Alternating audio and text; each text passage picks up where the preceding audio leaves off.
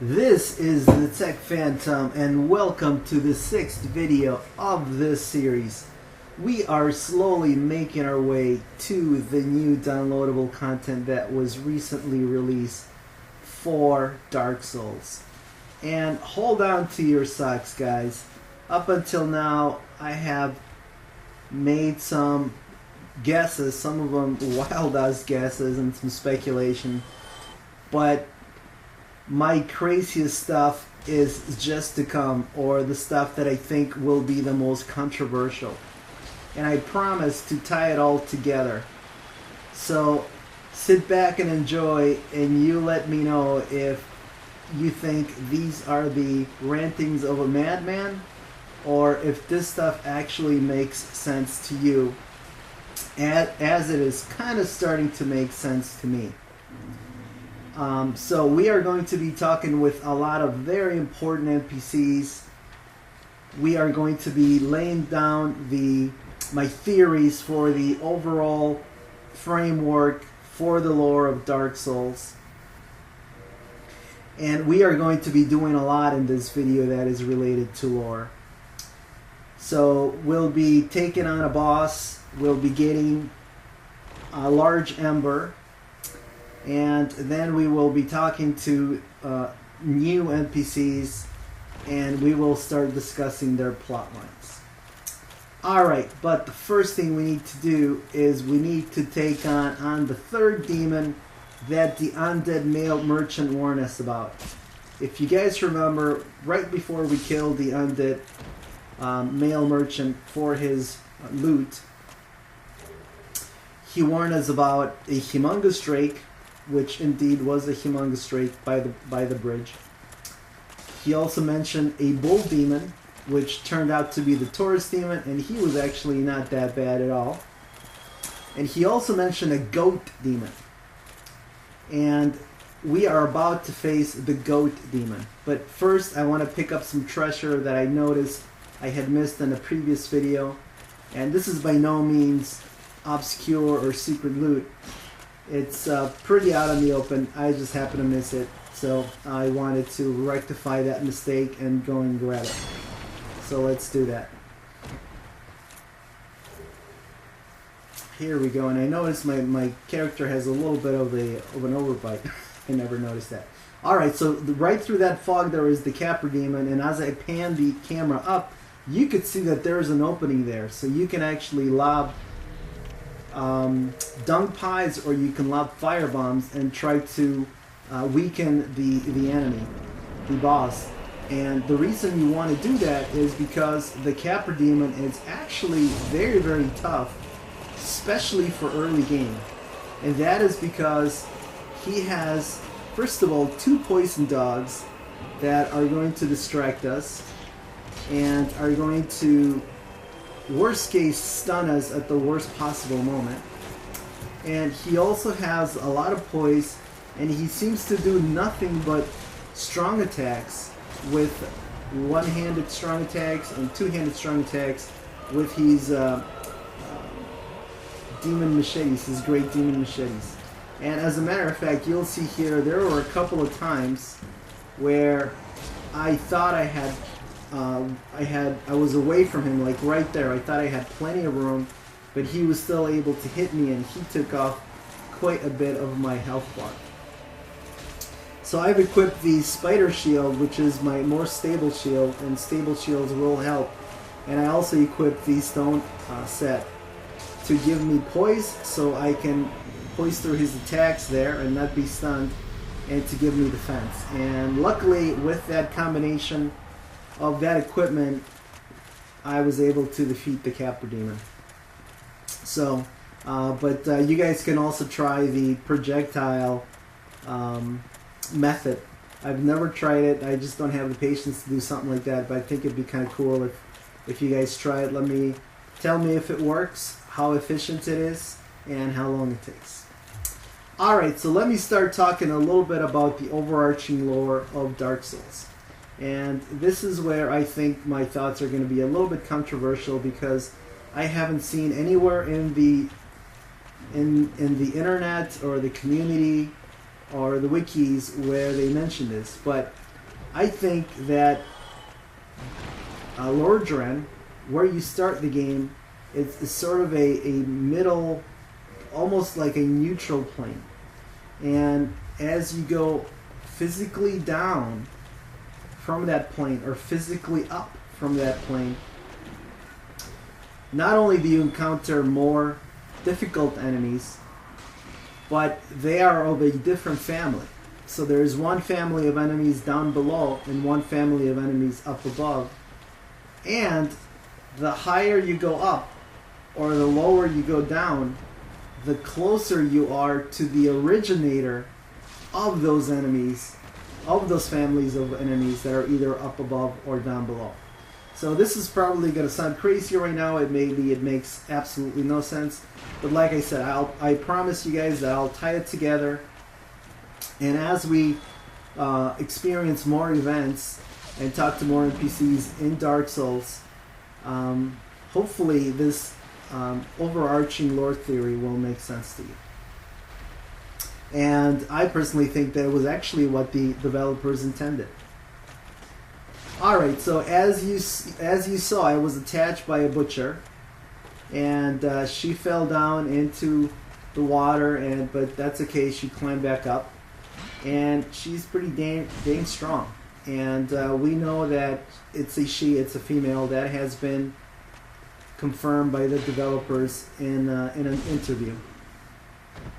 And maybe, you know, the butchers are cannibals. This butcher is a cannibal, so maybe they eat men, and they've ingested some male hormone, and that's how they turned out to be so strong, or they're turning basically into bodybuilders, into little hulks. But I have no idea. That's 100% complete speculation as to how they became so manly. But they are female and they are cannibals. Alright, so we continue our exploration, and this undead here is actually important because he has a very, very high rate for dropping humanity. So especially if you don't have humanity, it seems like whenever I go through here and I don't have any humanity, he always gives me humanity. Alright, and there is another female butcher, and she has a butcher knife on the left hand, and she has or actually a butcher knife on the right hand, and a spike or a stake or something on her right hand. And I've never been able to figure out exactly what that is or what is it for. Maybe it's just a pretty brutish weapon that she has. And she also has a sack. And the sack, let's take a look at the description. It's a bloodstained patchwork sack by the man-eating cooks, so the cooks are confirmed as cannibals. It is unexpectedly soft and comfortable to wear, so there is one of the reasons why they would wear it, because they want to have something soft on their face. Either that, or maybe they don't want to be recognized, so they wear a sack. But of course, with biceps like that, you'd be able to tell them a mile away. All right, so in here we see the next supper for the man-eating cooks, and that is Laurentius of the Great Swamp. So he's very happy to see us because we've just prevented him from being eaten alive or cooked, just from being somebody's next meal. And he tells us he's a pyromancer of the Great Swamp, and we hope to meet him in Fireland Shrine. And pyromancy is the art of fire, or the dominion of fire. So this is the character that is going to train us in the pyromancy arts. And we will talk a little bit more about that. Unfortunately, we're not going to be able to follow his plot line because this walkthrough would take too long. But we see a giant right here, and here's the little trick. As soon as you drop down, you want to do a plunging attack. If you don't do a plunging attack, if you don't hit the attack button immediately after falling off the edge, you will not have time to do a plunging attack, and you will actually bounce off the giant rat's spine or the back of the rat, and then you will not hurt it, and you will have to take on the rat at melee range, which could be a little bit tough. But if you do the plunging attack immediately after dropping off, you should be able to score it like I did, and should be able to kill the rat outright or take most of its life from it. Okay, so the Great Scythe allows you to sort of hit around corners. As you can see, if the corner is kind of to your left, because you're swinging from right to left, you can kind of swing around corners, and that is going to be very handy in this area here, where we have a 6-eyed channeler, another 6-eyed channeler that is buffing some big rats. So we're going to follow rule number 4, which is to always kill rats when we see them, because they could drop humanity. And we just like killing rats. That's one of the things on this walkthrough. Whenever I see a rat, I'm going to kill it. And luckily we had the Grass Crest shield on, because it has higher higher magic defense than other shields, definitely than the spider shield. And that helped us take some of these soul spears, some of those magical projectile attacks from the 6-eyed channeler. Alright, and here's a little ambush from a couple of rats, so that's no problem.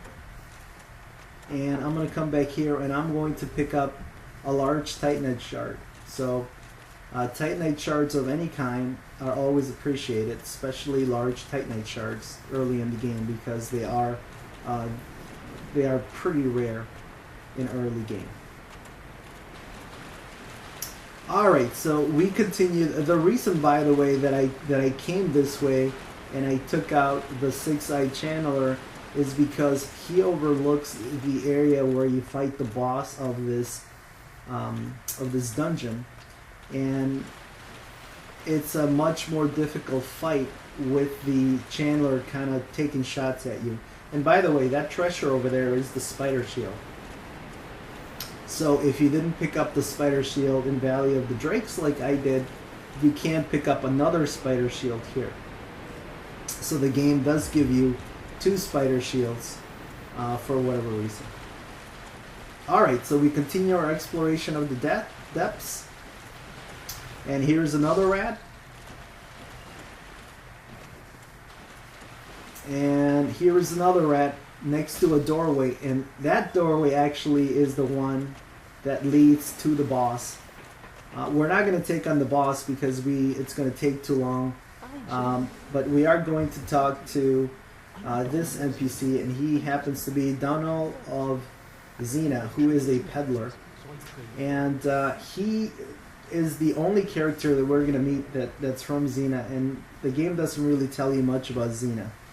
He's a little bit enigmatic. He has these cool crystallized weapons that he sells. He sells especially the shield, which has excellent magic, fire, lightning defense, and has high stability.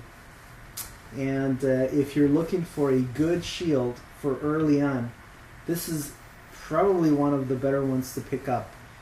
Crystal weapons, crystal equipment, as you'll find later in the game, doesn't have a lot of stability, but it has very high strength or very high defense. So what you give up in stability, you gain in improved sort of ratings for defense or for attack. Alright, so I've come down here in human form and more rats, and this place is full of rats and full of another enemy which could give you nightmares, and I'll talk about that in a little bit. But the reason I came down here in human form is because we are going to be invaded. And the invasion location is around here. So what I like to do is I'd like to come here and take out this curse frog. And these are the enemies that could give you nightmares. You want to make sure that you don't fall into several of the pits that are around here, because then you'll be in an area that's full of curse frogs and you could be cursed, and believe me, you do not want to be cursed early in the game. Alright, so we just got a notice that we had been invaded by Knight Kirk, and he has a sort of a cool shield and sword and armor set that has thorns or barbs on it, and it looks pretty nasty, and it looks like you can do bleed damage because our bleed meter started filling up. So luckily he's not that strong, and we were able to take him out pretty easily. I don't know if we're going to end up following his plotline. We're probably not. But you do meet him. He does invade your world 3 times, and after you've invaded, you've killed him for the 3rd time, his armor will be available to you as a treasure. And I'll point out the location, but you do need to defeat him 3 times in a row, and in a specific sequence, and that was the first encounter with Knight Kirk. If you read the description of his equipment, it says that he is a murderous dark wraith, and dark wraiths are sort of a scary assassin type evil characters that we'll meet later on, that belong to a special covenant, and they have a special item that allows them to invade other worlds at will. So, but we'll talk quite a bit more about dark wraiths because they are a pretty significant part of the lore of Darksix. Alright, so that is going to be it for the depths. We are not going to return there for quite a while until we have a much stronger weapon so that we can make quick work of the boss of that level. But let's talk to the crestfallen warrior here, and then again he's being sarcastic. He can't believe that we rang the first bell, but he's basically telling us, yeah, go ahead and try the second bell, but there's no way you're gonna get it. Alright, and we come down here and we notice that Lautrec is sort of stalking or staring down on the station, which is a little bit weird. And he gives us the reward for freeing him, and that happens to be a sunlight medal. So, whoa, what's going on here? We know that the sunlight medals come from the Sunbro, from Knight Solaire. So how did Lautrec end up with a sun medal? Well, there's a couple of theories. There is a school of thought in the community that thinks that Lautrec is actually a member of the Warrior of the Sun Covenant, which is that would be Knight Solaire's covenant, but that is not true. That's not the case. I think the reason Lautrec got the Sunlight Medal is a couple of different choices. Number one, he either killed somebody that had the Sunlight Medal, and that is why he was put in prison.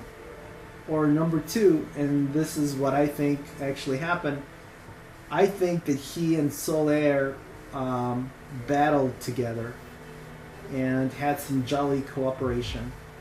And that as a reward in one of their fights, Solaire gave him the Sunlight Medal. And that's how he ended up with the Sunlight Medal. Now, it could be that he actually cut the tail of the gargoyle that was up above that didn't have the tail. But again, that's speculation. Alright, but let's come back here and let's look at Petros, and whoa, Petros is having a party. This area is full of NPCs. And again, this is where we are going to start talking quite a bit about lore. And again, because of the length of the walkthrough, we are not going to be able to follow everyone's plotline. So I'm going to jump ahead, guys, and warning, there are going to be several spoilers here. But these are clerics from the Weight of the White. They're actually warrior clerics. And the reason we know that is because if you read their item description, it tells you that holy armor is only given to warrior clerics from the Way of the White. Anyway, they are the bodyguards for Rhea of Thorolund, who happens to be a royal and happens to be on a pilgrimage. And she needs to... she's basically looking for undead. And she is looking for kindling to keep the flame alive. What in the world does that mean? Well, this is going to start making sense in other videos, because we will meet another NPC in a couple of videos from now that is going to explain a little bit about how the fire works. But the thing that's important to remember right now is that Reah is on some kind of pilgrimage, some kind of holy travel, with the sole purpose of finding undead, and that there is a tie between the undead and bonfires and kindling and the flame, the all-powerful flame. Alright, so Petrus is actually the one that's going to tell us that yes, she's a royal, and that those knights are her schoolmates, and that he's actually going to join them, but that her schoolmates are a bad influence on her. And here's a kind of an interesting little tidbit. In the original dialogue, you find out that there was something called an elite cleric armor set.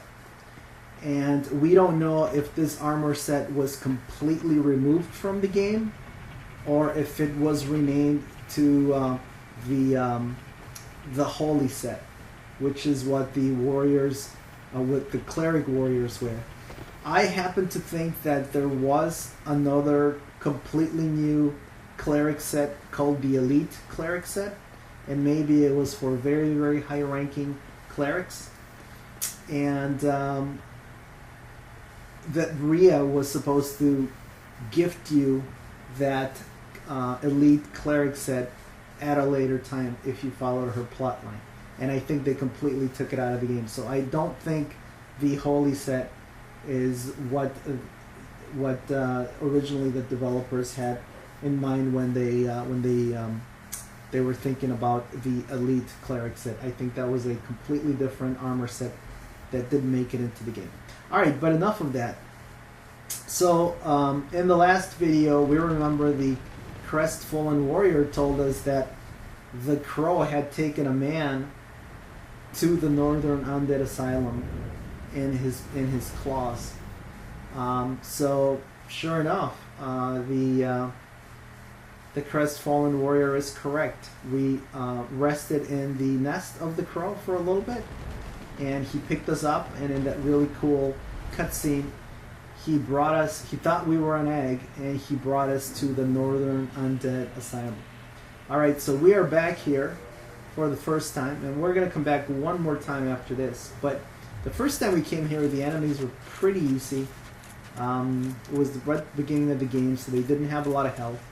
But this time they're much tougher, so I've switched to the stone set. And not only for the defense, but also for the fire defense, because these undead can bum rush you, and if 2 or 3 of them hit you with the torch at the same time, you get stunned, and if you don't have a lot of vitality, which we don't at this point in the game, you could die. So I've put on the stone set to have good fire and physical defense. Alright, so we are back here, and if you remember, we picked up a key on top of the sort of a roof that was close to Fireland Shrine, and I said that key was going to allow us to get a special item. So we are back here for that item. Alright, so let's see if we can go get it. And if you remember, this is where Oscar, Knight of Astora, sort of started us on our quest. He gave us an Estus Flask. But we come back here and he is hollowed. And we know that he is hollowed because we talked to him before when he died, and he was injured, but he was normal. But obviously now he's gone completely crazy. He's hollowed out, and he's trying to kill us. So an interesting thing about Oscar, and I mentioned this in the first video, is that he was supposed to have his own plotline, and he was going to be a very important NPC in the game. But he was completely cut out. As a matter of fact, at one point, he thought that he was supposed to be the one, or the chosen one. And when he found out that he was not, originally he was disappointed, but he took it well. But eventually he gets pretty pissed, and then a fight ensues. And I'll just leave it at that, and you guys can fill in the lines. But the other interesting thing about Oscar, Knight of Astora, and he is an elite Knight of Astora, is that the only reason we know that his name is Oscar is because of the there is something called the dialogue dump, and it's a text dump of all of the dialogue that is in the game, along with some of the dialogue that was cut out. And nowhere in the actual game is the name Oscar mentioned in a description, or does another NPC or Oscar even tell you that his name is Oscar. The only way that we know that he is Oscar is because it was in the text dump. And so that's how the community found out that he was his name, that the Knight of Astora's name was Astora. Alright, so enough about that. We're back into this area, and we know that we have the key now that can let us through that gate, so we just need to deal with these two undead. Should be pretty easy. Although I'm not playing this one very well, but no problem here. And we're going to open this gate, and we are going to get a ring. And this is not an essential ring, but it's sure going to make a couple of areas a heck of a lot easier. So we just picked up the rusted iron ring, and this ring is going to allow you to walk on water, on shallow water, and walk on the Great Swamp at your normal pace. If you didn't have the ring on, you're going to be much slower. But with the ring, you're able to walk normally. So again, it's not an essential ring, but it sure makes things quite a bit easier, both in the swamp and later on when we will take on the Hydra boss, because he's surrounded by shallow water and he slows us down a little bit. Alright, so let's talk to our buddy Griggs here. Let's get started straight away. And let's see what he has to say. And he's going to talk about Master Logan. And he mentions the Master Logan has gone to Anor through Sen's Fortress looking for the regal archives, and that nothing else matters to Logan other than wisdom.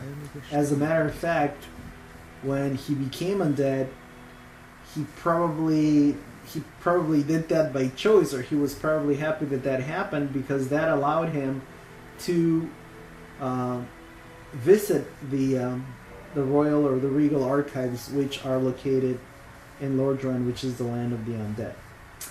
And we can see that Greg sells some really cool items, especially these rings that are only granted to the most accomplished sorcerers at Vinheim Dragon School. So he's got game. He's got magician game if he's got a couple of these rings. Alright. And later on we'll also buy a spell from him that is going to tell us that not only does he have game, but he sort of belongs to a secret sect in that magic school of his. So we'll talk about that later. Alright, and let's also talk to Firebro, and that is Laurentius of the Great Swamp. And I'll talk a little bit about his lore, since we're not going to be following his plot line. But Laurentius learned from Solomon. That was his pyromancy teacher. And Solomon learned from one of the daughters of the Witch of Izalith. And if you guys remember the original cutscene, there were 7 daughters surrounded the witch, who was one of the original lords that fought the dragons. And the Witch of Izalith actually was the one that tried to recreate the first flame, and then things went horribly wrong. And we will talk about what that means. We will actually see what that means in an upcoming video. So Laurentius actually is 2 degrees of separation away from the Witch of Izalith.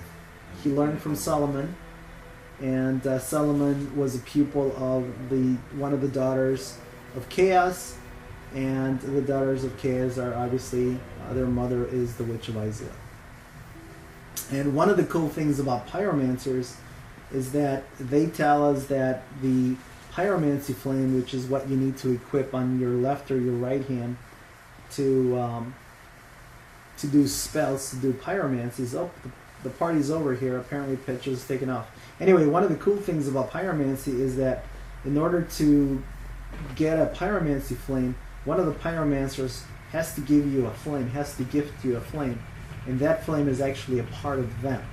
And as a matter of fact, Laurentius at one point mentions that pyromancy is related to nature, and that the swamp is full of nature.